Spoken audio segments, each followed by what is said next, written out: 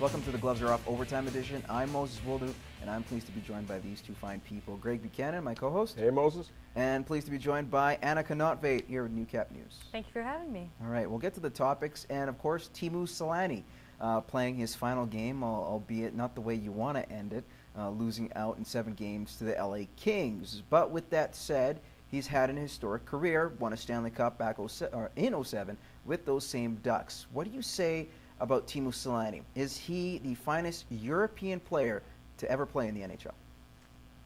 Ooh, the finest? Where would you rank him then? I say top 5 for sure. Handshakes number 1, Nicklas Lidstrom number 2, and you got to think that Peter Stastny or even Matt Sundin will be 3 or 4, and then I think he'd be top 4, top 5. Yeah, definitely rank him high. Big leader on and off the ice, and doesn't pack it in the playoffs. Yep. You know, not ready to just get home like a lot of European players. But yeah, and you know what? Really cool that Finns in the Olympics beat U.S. and they got, you know, that's kind of a nice thing in the twilight of his career as well. So he's got a couple medals, Yeah. not to mention a Stanley Cup. I would say Jari Kurri is another Jari top, Kurri would be up there, yeah. top guy. Throw in Esa Tikkanen maybe? Yeah. No, I don't think so. Biggest pest, I'll tell you, Yes, European yes. pest. But we'll get to the next topic. And this is really big, considering that the NFL has been very stringent when it comes to their drug policy. Not necessarily just PEDs, but other substances, marijuana being one of them. Well, it turns out the league had a tentative deal out there where they're actually considering limiting the punishment for people who have tested positive for marijuana. Good move by the NFL. I don't know.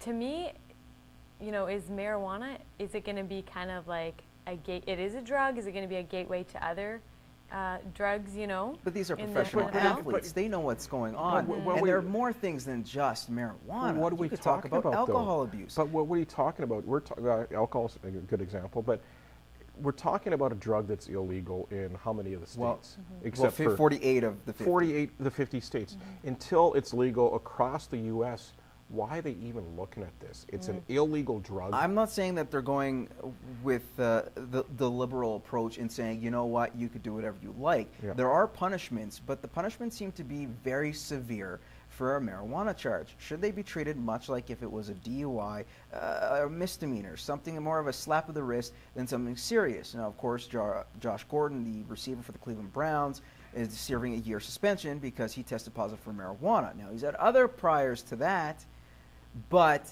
I'm saying that it's a smart move and a good move because you look at the CFL, they don't test for marijuana.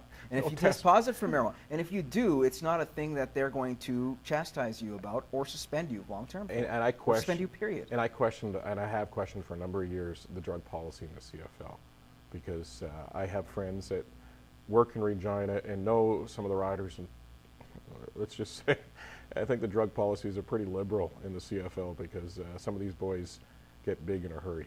Let's just say that. Well, but here's the thing. So you don't agree with it. No. You don't agree with it.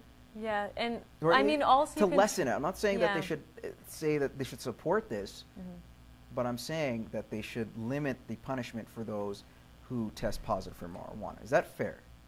And well, you have to look at the medicinal uses too. Like how prevalent is that for these players as well? You know, so I don't think because it's more common that they should. So we're lessen Considering it. that they're in a pain league, I'd rather have a player smoke marijuana than pop pills. well, yeah. Because if you true. look at what happened with a couple of guys, not just in the NFL, Yeah. but NHL, you had a couple guys overdose on pills, and sad to say, Derek Bugard was one of them. Yeah, and that's there's so many.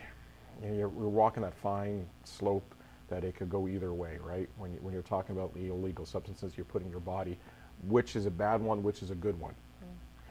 You got to think they're all bad if they're illegal, and you just got to keep a tight rein on it, whether it be pills, weed, or whatever. But unless you have glaucoma in the NFL, I don't think you should be smoking weed. Okay, we'll move on to Kevin Glenn.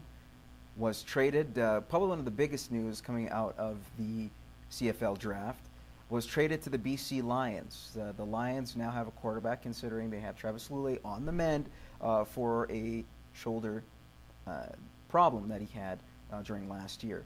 So guys, Wally Buono says he's going to be a number one. He wasn't brought here as a backup. He's going to be a guy who will start for us and help us. Does that even make sense, considering that Lule is still your number one?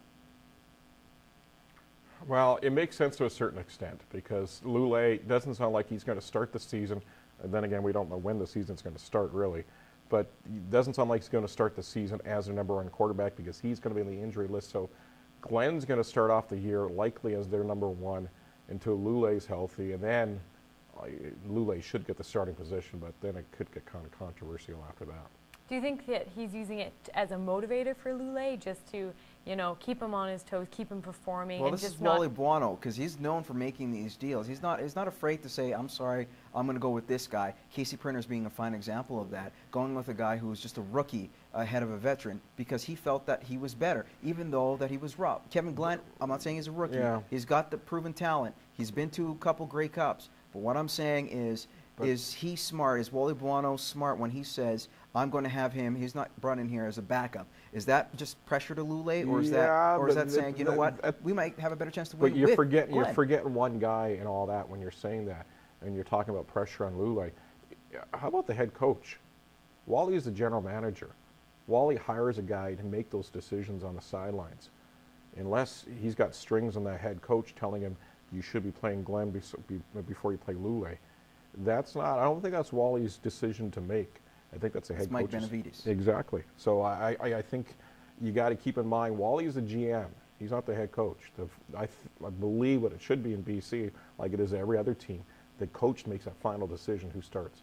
All right, guys. Well, thank you for being here. Quality starters, both of you. So we appreciate you coming on the overtime edition of Gloves, and we will see you guys in the future. Thank you very much.